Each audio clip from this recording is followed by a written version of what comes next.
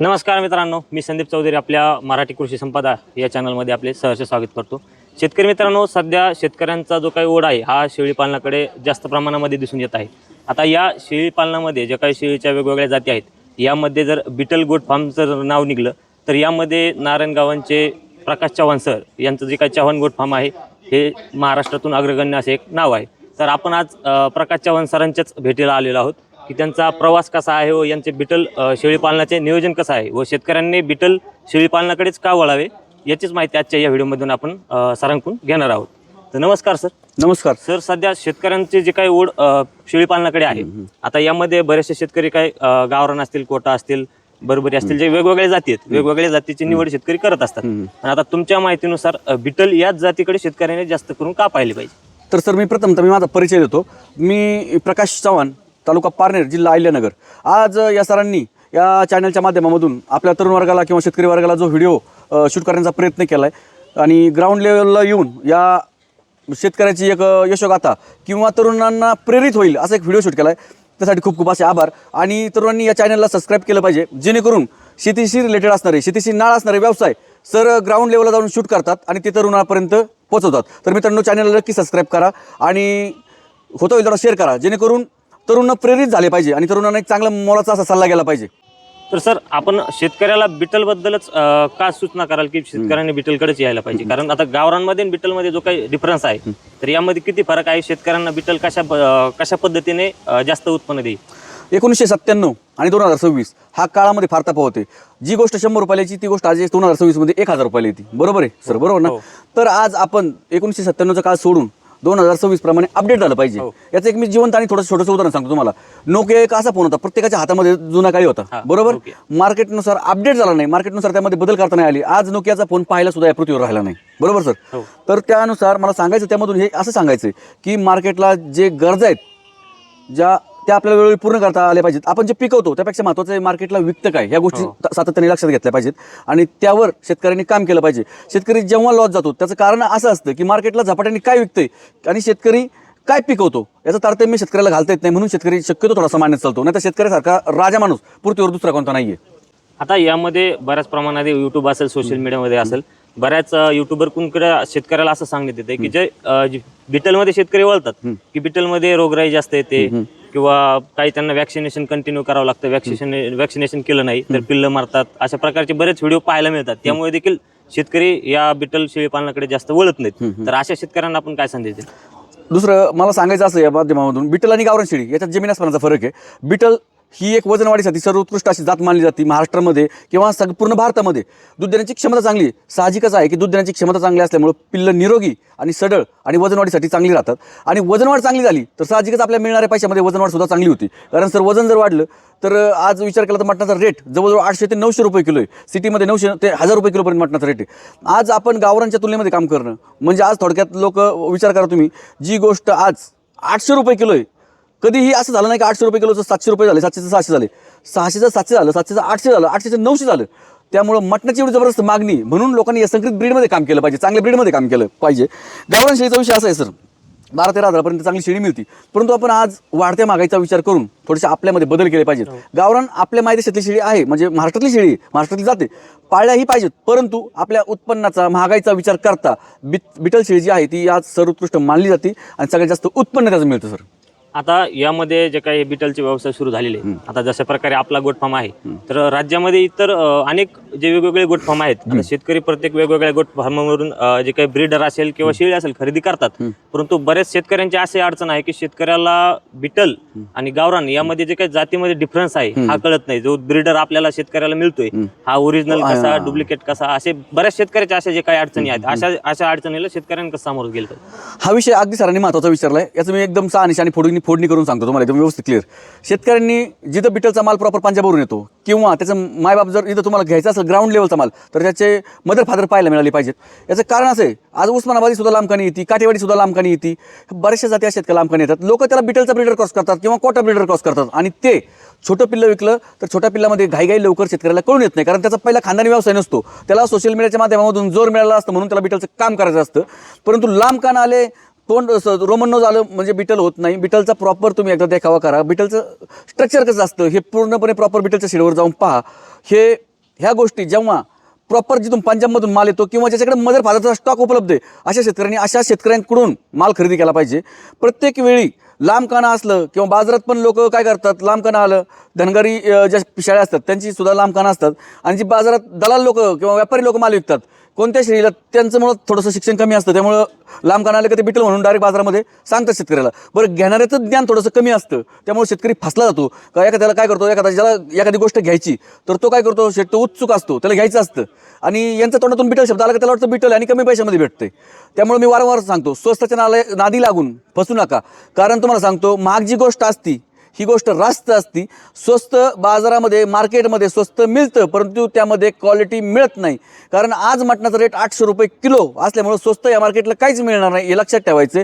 जो प्रॉपर काम करतो, जो प्रॉपर ब्रिडिंग सेटअपवर काम करतो अशा व्यक्तींकडून तुम्ही माल खरेदी करा. मी म्हणत नाही की तुम्ही चव्हाण गोट फार्मवरच माल खरेदी करा, पण जो प्रॉपर काम करतो त्याकडून कुठेही अख्ख्या महाराष्ट्रामधून तुम्ही खरेदी करू शकता. आता यामध्ये इन केसेस बऱ्याच असे मी व्हिडिओ पाहिलेले की शेतकऱ्याला अति उत्साह असतो. एखादा व्हिडिओ पाहिला, रील पाहिली, बिटलचं असं इतकं उत्पन्न आहे, शेळ्याचा नफा इतका आहे, त्या अति उत्साहामध्ये काही शेतकऱ्यांनी मी व्हिडिओ पाहिले की शेतकरी पंजाबला जातो, एकाठी 50-100 शेळ्यांचा नग खरेदी करून येतो, परंतु त्यांच्याकडून त्या शेतकऱ्याची फसवणूक होऊन ते जे काही शेळ्या आहेत काही दगावतात, काही अशा होतात, असे देखील बरेच इन्सिडेंट शेतकऱ्यासोबत घडतात. आता यामध्ये जे काही शेळी आहे ही बिटल शेळी जी आहे ही खुद्द पंजाबची शेळी आहे. बरोबर. परंतु जर शेतकरी पंजाबला जाऊन खरेदी करून आणून जरी शेतकऱ्याची फसवणूक होत असेल तर आता याला शेतकऱ्याला पर्याय काय? आता मी सांगतो बघा, आमच्या गोट्यावर पण गोटा चालू केल्यावर बरेचसे लोक यायचे, बरेचसे शेतकरी यायचे, कसं आम्हाला पंजाबचं नियोजन द्या. मी दिलं. आता काही लोक असतात, आम्हाला 5 लाखाचा माल आणायचा आहे, आल्यानंतर कोणी सांगतं मला 5 घ्यायचं, पण तिथे गेल्यानंतर 50 घेतं. आता विषय असा असतो, सर आखे गोट्यामध्ये तुम्ही पाहिलं असेल, कोण हातपाय कोडताना किंवा कोणी जुलाबानी गळून गेला अशी एकही शेळी मिळणार नाही. याचं कारण काय? अनुभव. माणसांनी अभ्यास करून अभ्यासपूर्वक काम केलं पाहिजे. मी वारंवार व्हिडिओमध्ये सांगत असतो. दुसरा विषय असा आहे, शेतकऱ्यांनी पंजाबला जाणं सोपं आहे, माल आणणंही सोपं आहे, परंतु माल टिकवणं अवघड आहे. याला वॅक्सिनेशन असतात, मालाला ट्रान्सपोर्ट दरम्यान कोणते मेडिसिन द्यायचे तेही दिले असतात, म्हणून माल क्लिअर राहतो. आता मला येऊन 5 दिवस झाले, माल कुठं तुम्हाला दिसला का सर? का आतापर्यंत कोणी लोळतोय किंवा कोणी पडलाय, कोणाला PPR आहे असं दिसणार नाही. याचं कारण असं आहे सर, मालाची निगा, मालाचे मेडिसिन माहीत पाहिजे. आम्ही नाही तेवढे टॉपचे औषध यांना देतो, म्हणजे एवढा खर्च करतो, व्हॅक्सिनेशन करतो. व्हॅक्सिनेशन केल्यानंतर तिथं काही दिवस टेकेलेला असतो माल. काही या धंद्यातल्या छुपे रस्ता असतात, हे शेतकऱ्यांना माहीत नसतात, त्यामुळे शेतकरी फसता जातो. इथून गेल्या तिथं सुद्धा चांगल्यापैकी शेतकरी जे दलाल लोक आहेत, तिथे सगळ्यात जास्त दलाल लोक असतात, ते सुद्धा शेतकऱ्याला चांगल्यापैकी रगाडतात. काही सांगतात कोणत्या लाईनचा आहे, ह्या लाईनचा आहे, त्या लाईनचा आहे, तिथं पंजाबमध्ये. परंतु अशी परिस्थिती नसती, त्यामुळे शेतकरी चांगल्या पद्धतीने फसला जातो आणि फसल्यानंतर होरपळून मग चव्हाण गोट फार्म येतो, सर असा आजचा माझ्यासोबत झाला, तर त्याच्यावर उत्तर देऊन काही फायदा नसतो. मग आता एकच असतं, बाबा काय चल इथं 4-2 पासून चालू कर आणि काम कर. तर वाचायचं असेल तर शार्प पद्धतीने जिथे व्हॅक्सिन होतं, सगळ्या मालाची देखभाल चांगल्या प्रकारे केली जाते. असा एकच गोट फार्म सध्या महाराष्ट्रामध्ये, तो म्हणजे चव्हाण गोट फार्म. आणि अख्ख्या महाराष्ट्राला माहिती आहे का चव्हाण गोट फार्मच्या गाड्या ह्या महिन्यातून वारंवार 3 वेळा येतात. 4-5 गोट फार्मही आहेत आणि माल पण चांगला येतो. मित्रांनो, पंजाबमध्ये मार्केटमध्ये माल जाण्याची कंडिशन प्रकाश चव्हाणनी सध्या पंजाबमध्ये ठेवलेली नाही आहे. 50-50 लोक आधी काम करतात, शेतकऱ्याला विकायच्या आधी त्याच्या घरी 4-4 हेल्पाटे मारणारे प्रकाश चव्हाणची व्यक्ती पंजाबमध्ये आहेत. मी आज जरी तो उभा असलो तर कमीत कमी 120 ते 30 शेळ्या पंजाबमध्ये खरेदी झालेल्या आहेत. एवढं टॉपचं नियोजन आहे. इथून पैसा जातो, तिथं माल खरेदी होतो, त्यानंतर प्रकाश चव्हाण जाऊन वन डे विमानाने जाऊन स्वतः छाननी करून मग माल लोड करून परत मी रिटर्न येतो. अशा पद्धतीने नियोजन असतं. व्हॅक्सिनेशन सगळ्या गोष्टीचं प्रॉपर नियोजन आहे. टिकायचं असेल प्रॉपर सोबती चला, मार्केटिंगचा अनुभव घ्यायचा असेल तरी सोबती चला. कारण चव्हाण गोट फार्मला महिन्याला 1000 नग लागतात. तुम्हाला माल घ्यायचा आहे पण विक्रीची जरी सोय हवी असेल तरी तुम्ही चव्हाण गोट फार्मच्या सातत्याने म्हणजे मिळून मिसळून काम केलं तर भविष्यामध्ये नक्की निश्चित फायद्यामध्ये राहाल. सर, शेळी पालन करताना जे काही नियोजन आहे, आता या नियोजनामध्ये जे काही व्हॅक्सिनेशन प्रोसेस आहे, व्हॅक्सिनेशन, आता यामध्ये शेतकऱ्याला व्हॅक्सिनेशन असेल किंवा तुम्हाला असेल, साधारणतः किती व्हॅक्सिन शेळीला द्यावं लागतं आणि यामध्ये कोणकोणत्या व्हॅक्सिन आहेत, किती द्यावं लागतं? वार्षिक योजनेमध्ये शेळीला PPR असेल, FMD असेल, गोटपॉक्स असेल, म्हणजे आपण जे खुरकवत आणि PPR हा सगळ्यात महत्त्वाचा आजार आहे. यामध्ये शेतकरी 100% जवळजवळ 100% मधला 70% शेतकरी दगावला जातो, लॉस होतो. तर आपण व्हॅक्सिनेशन ठेवणं महत्त्वाचं आहे. कारण एका व्हायची किंमत असते कमीत कमी 400-500 रुपये. पण आपण जर व्हॅक्सिन केलं तर जवळजवळ 90% आजार दूर राहतो. बाकी वातावरणानुसार सर्दी, ताप ह्या गोष्टी माणूस नॉर्मल इंजेक्शनवर कव्हर करू शकतं. त्यासाठी व्हॅक्सिनेशन हे प्रत्येक तुम्ही वर्षामध्ये शेड्यूल ठरवलं पाहिजे. या महिन्यात हे समजा उन्हाळा आहे तर त्यामध्ये कोणतं करायचं, पावसाळ्यामध्ये कोणतं करायचं, नवीन चारा फुटताना आपण ETT त्याचा ETचा पुष्टर डोस, ह्या गोष्टी ज्या आहेत ह्या सातत्याने केल्या पाहिजेत. यालाच शेळीपालनातला अभ्यास म्हणतो आपण. कारण कोणी उठसूट 100 शेळ्या घेतला त्यातला अभ्यास नसणं म्हणजे काय होतं, आपण जहाजाला बोळ पाडून समुद्रात उतरल्यासारखं आहे. हळूहळू बुडणारा मार्ग चालू होतो. त्यापेक्षा आधीच अभ्यासपूर्वक काम करणं खूप महत्त्वाचं असतं. आता यामध्ये शेळीचं जे काही खाद्याचं नियोजन आहे, सुका चारा असेल, ओला चारा असेल, याचे नियोजन बिटलसाठी कशा प्रकारे असते? शेळी बघा ऋतूवाईज वेगवेगळा चारा दिला पाहिजे. शक्यतो शेळ्यांना ओल्या चाऱ्यामध्ये घास हवा, सुबाबळ, शेवरी, दसरथ घास ह्या गोष्टी असेल तर चांगलंच आहे.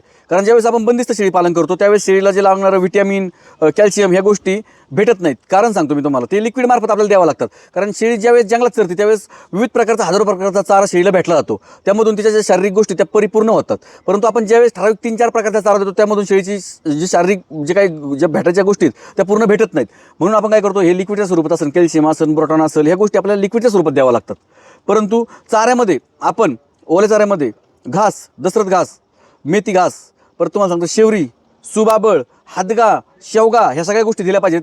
सुक्या चाऱ्यामध्ये तूरभुसा खूप शेळीचा आवडीचा आहे. जसं एकदम फेमस त्यांचं जे खाद्य आहे तर तूरभुसा आहे.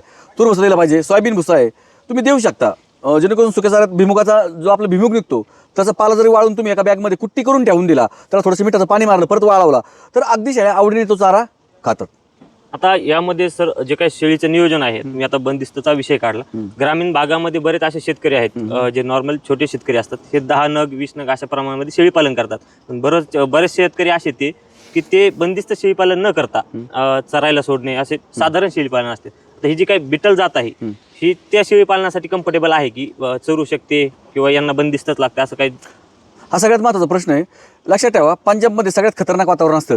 जेव्हा उष्णता असते तेव्हा खतरनाक म्हणजे फार 40, 42, 45 पर्यंत टेम्परेचर जातं. पाऊस सुद्धा खूप खतरनाक असतो. माहीत नसेल तर एकदा तुम्ही नेटवर सर्च करा. आणि थंडी अशी पडती, काश्मीर भाग जवळ असल्यामुळं तिथं बर्फ आहे, त्यामुळे थंडीसुद्धा खूप डेंजर पडती. त्यामुळे या तिन्ही वातावरणामध्ये तग धरणारी शेळी म्हणजे बिटल शेळी, त्यामुळं अतिशय आपल्या गावरान शेळीपेक्षा सुद्धा काटकाची शेळी. फक्त तुम्ही तिला पोटाला लागणारा आहार हा योग्य दिला पाहिजे, तरच उत्पन्नाची अपेक्षा चांगल्या प्रकारे केली पाहिजे. कारण आपण उगाच गावतावर वाळलेल्या कशा तरी शेळी सांभाळायची आणि 3 लिटर दूध दिलं पाहिजे असं होत नाही. कारण ज्यावेळेस पहिलवान बनतो त्यावेळेस त्याला खुराक सुद्धा चांगला दिला जातो, चांगल्या स्वरूपात दिला जातो, त्यावेळेस तो माणूस काहीतरी पाण्याला योग्य होतो. नाही तर बाकी फापड बसर आपण रेग्युलर खातो त्यावेळेस माणूस रेग्युलरच राहतो. लक्षात ठेवा, स्पेशल काहीतरी हवं त्याला स्पेशल काहीतरी गेलं पाहिजे. आता महाराष्ट्रातल्या शेतकऱ्यामध्ये बऱ्याच प्रकारे असा संभ्रम आहे की जी काय बिटल जात आहे ही गावरान शेळीसारखी रानाने माळ रानाने चरू शकत नाही, या बिटलला बंदिस्त शेळी पालन करावं लागतं, अशा प्रकारचे जे काही संभ्रम महाराष्ट्रात बऱ्याच शेतकऱ्याला आपल्याला पाहायला मिळतो. त्यामुळे बरेच शेतकरी या शेळी पालनाकडे वळत नाही. आता गावरान शेळीचं कसं आहे, तुम्ही कुठेही चाराला सोडू शकता, तसं या शेळीला असं मोकळ्या रानामध्ये तुम्ही चारायला सोडू शकता का? या शेळीला तुम्ही बिनधास्त फिरिस्ती करू शकता आणि बंदिस्तीही करू शकता. परंतु बंदिस्त करण्यासाठी त्या शेळ्या प्रॉपर बंदिस्त असेल तर बेस्ट. कारण एकदम फिरस्ती शेळी बंदिस्त केली तर तिची तब्येत खराब होत चालते, आपल्या लक्षात येत नाही, ती नंतर खराब जास्त झाल्यानंतर लक्षात येतं. परंतु अर्धबंदिस्त हे एकदम 100% सक्सेसफुलचा मार्ग आहे. लक्षात ठेवा, अर्धबंदिस्त करा, फिरवा वेळ असेल तर. कारण शेळी आवडीने चारा खाते, तिचं पोट फुगतं आणि तब्येत चांगली मेंटेन ठेवायची असेल, उत्पन्न चांगलं हवं असेल तर माझा एक स्पष्ट मत आहे शेळी पालकांना, तुम्ही अर्धबंदिस्त करा किंवा फिरिस्त पूर्ण असेल तरी सगळ्यात बेस्ट. आता यामध्ये जे काही नवीन युवक शेतकरी आहेत की जे शेळी पालनाकडे सध्या आता वळत आहेत सोशल मीडियाच्या माध्यमातून, आता या युवकांचा जो काही संभ्रम आहे, आता तुम्ही स्वतःचं उदाहरण जरी घ्यायचं झालं, तुम्ही पंजाबला खरेदीला जाताना विमानानं प्रवास करता, हे युवक पाहतात. तुम्ही गाडी फॉर्च्युनर घेऊन फिरता, हे युवक पाहतात. परंतु युवकाचं काय म्हणणं आहे की खरंच यामध्ये एवढा पैसा आहे का, यामध्ये बिना कष्टाचा पैसा आहे का? आता हे दिसायला खूप मोठं दिसतंय फॉर्च्युनर घेऊन विमानानं फिरणं. आता यामागचं सत्य काय, याच्या मागं कष्ट किती आहेत? तरुणांना मी आवर्जून सांगतो, कारण हा व्यवसाय हल्ली तरुणच वर्ग आपला करतोय, त्यामुळे तुम्ही माझ्या भावासारखे आहात सगळे. मी तुम्हाला एक सांगतो, कोणत्याही परिस्थितीला सोशल मीडियावर सध्या हुरळून जाण्याचं वातावरण जास्त आहे, त्यामुळे त्या दिसणाऱ्या परिस्थितीला भाळू नका. कारण याच्या मागचा मी 2012-13 मध्ये शेळी पालन केले आणि आज 2026 आहे. सर किती वर्षाचा संघर्ष झाला? 2022 पासून 15 पासून तुम्ही फास्ट धरा काम. 15 म्हणजे जवळजवळ 11-12 वर्ष झाले. भरपूर असं घासलं, शेळ्या स्वतः रानात मीच वाळल्यात आणि आज कुठंतरी विक्री मार्केट अख्ख्या महाराष्ट्रात टॉपला करतोय. म्हणून आज फॉर्च्युनर आली. शेळी पालनावर आणि 50-100 शेळ्यांवर फॉर्च्युनरचं डिझेल सुद्धा भागणार नाही महिन्याचं. मी खरंच स्पष्ट सांगतो, क्लिअर कट. कारण गाडीची किंमत 60 लाख रुपये आणि 60 लाख रुपयाच्या आज जर उत्पन्न शेळ्यामधून घ्यायचं म्हणलं तर मला वाटतं बराच काळ लागेल, त्याला बरीच क्वांटिटी करावं लागेल ही गोष्ट. म्हणून मी तरुणाला फोडून सांगतो, फॉर्च्युनर स्पेशल किंवा विमान तुम्ही जशी जशी परिस्थिती असेल तसं तसं वागा. परंतु सोशल मीडियाचा वाळवट पाहून त्या वाळवटीत उडू नका. उभं राहा, स्वतःचा व्यवसाय करा, कुटुंबाचं संगोपन करा, कुटुंबाच्या गरजा भागवा, त्यानंतर उर्वरित मालामध्ये तुम्ही तुमचे शौक पाळा. पण असं काही नाही का प्रकारचं फॉर्च्युनर घेतली म्हणून तुम्ही फॉर्च्युनर घ्या. तुम्ही तुमच्या गरजा ऑल्टोमध्ये पूर्ण होत असेल तर निश्चित गरज म्हणून घ्या. आम्हाला थोडेसे शौक मोठे आहेत म्हणून आम्ही करतो, पण ज्याचे त्याचे विषय वेगवेगळे सर. काहींना कुटुंबाचे संकट असतात, आमच्यावर जबाबदारी काही नाही, कारण आमचं सगळं गाडा बघणारे आमचे आईबाप आहेत. आम्ही अजून 1 किलो साखर सुद्धा सर घरात आणली नाही अजूनपर्यंत. स्पष्ट सांगायचं म्हणलं तर आमचं निम्म वय संपत आले, परंतु आम्ही 1 किलोभर सुद्धा साखर अजूनपर्यंत करा. आमच्या जबाबदारी म्हणतात तर 1% नाही आहे. पण आज विक्री मार्केट मोठं आहे, महाराष्ट्रात नाव चांगले, लोक विश्वास ठेवतात आणि आम्ही तो विश्वास रोज शेतकऱ्यांच्या माध्यमातून कमवतो, म्हणून आम्हाला रोज जिंकल्यासारखं वाटतं. सगळ्यात महत्त्वाचं कारण ही जी लढाई आहे ही बघा, ही कोणी आम्हाला नातेवाईकांनी जिंकवलेली नाही आहे. हे जे युद्ध आहे याच्यात जे आम्ही पुढे आलो, हे आम्हाला नातेवाईक असेल किंवा कोण असून गावकी असेल याचा काही संबंध नाही. आपल्याला जिंकवणारे आपले फॉलोअर्स आहेत, आपले तरुण वर्ग आहे. सगळ्यात महत्त्वाचं आजही मी सोशल मीडियाच्या माध्यमातून सांगतो, कारण ज्यावेळेस परिस्थिती ढासलती, बोट देणारे फार कमी असतात, नाव ठेवणारे जास्त असतात. शेळ्या वेळेला लागलो त्यावेळेस सुद्धा मला नाव ठेवणारे खूप जण होते, नाव ठेवणारे होते का हा संपलाय, विजलाय, परंतु कोणताही डोकेबाज माणूस भरपूर हातचे राखून ठेवतो. तसेच माझे होतं काहीतरी, मी 100-200 हातचे झाकून ठेवले होते. पैसे तेव्हाही नव्हते असा विषय नाही आहे, आजही नव्हते असा विषय नाही आहे. पैसे आजही भरपूर आहेत आणि तेव्हाही भरपूर होते. परंतु मला सांगायचं एवढं का मी जो संयम ठेवला 4-5 वर्ष, का जेव्हा कोणी बोलतो मनात ठेव, न त्याला उत्तर न देणं, फक्त मी 5 वर्ष संयम ठेवला सर. शिफ्टमध्ये 2 लाख रुपयाच्या शिफ्टमध्ये फिरलो सर. किती वर्ष? 3 वर्ष. 3 वर्ष फिरलो. मला काय फरक नाही पडत. मला आताही म्हणलं ट्रकने हात करून कुठं जायचं आहे तर मी जाऊ शकतो. तसंच मी कधी शाळांच्या गाड्यामध्ये पण येतो.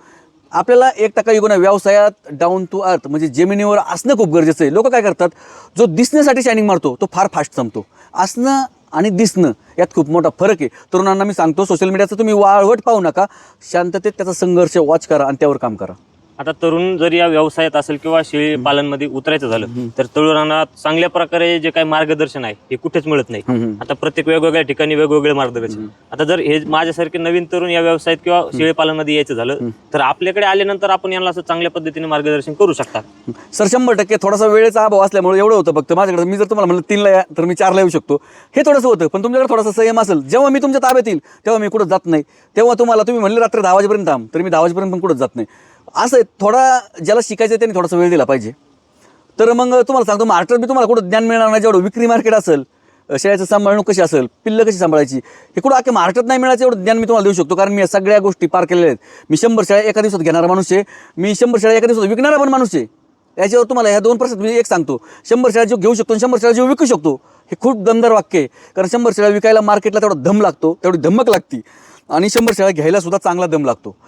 महत्त्वाचं काय आहे, आपण उत्पन्न घेतोय, तुम्हाला विक्री मार्केट अवेलेबल आहे का, किंवा तुमच्या बोलण्याच्या मध्ये ते कौशल्य आहे का, किंवा बोलणं तुमचं मत नाही, तुम्ही जो माल प्रोडक्शन जे घेताय त्यामध्ये तेवढी क्वालिटी आहे का, ह्या सगळ्या गोष्टीचं तारतम्य ठेवणं म्हणजेच चांगल्यापैकी मार्केटला पकड करणं. आता आजची जी काही ही माहिती आपण पाहिली तर चव्हाण गोट फार्मचे सर्व म्हणजेच जे काही महाराष्ट्र राज्यामध्ये सर्वात शेळीपालनामध्ये अग्रगण्य नाव असलेले एक युवक असे प्रकाश चव्हाण सर यांचं आपण ही मुलाखत घेतलेली आहे. त्यांची मुलाखत घेऊन अतिशय आनंद झालेला आहे की एक युवक ग्राउंड लेवलवरून एवढ्या मोठ्या लेवलवरती जाऊन आता हा व्यवसाय वाढवलेला आहे. तर ज्या काही युवकांना शेळीपालन व्यवसाय असेल किंवा गोट फार्म या व्यवसायात उतरायचं असेल, त्यांनी एकदा नारायणगावांना येऊन चव्हाण सरांशी भेट घेऊन त्यांच्याकडून नक्कीच मार्गदर्शन घेतलं पाहिजे.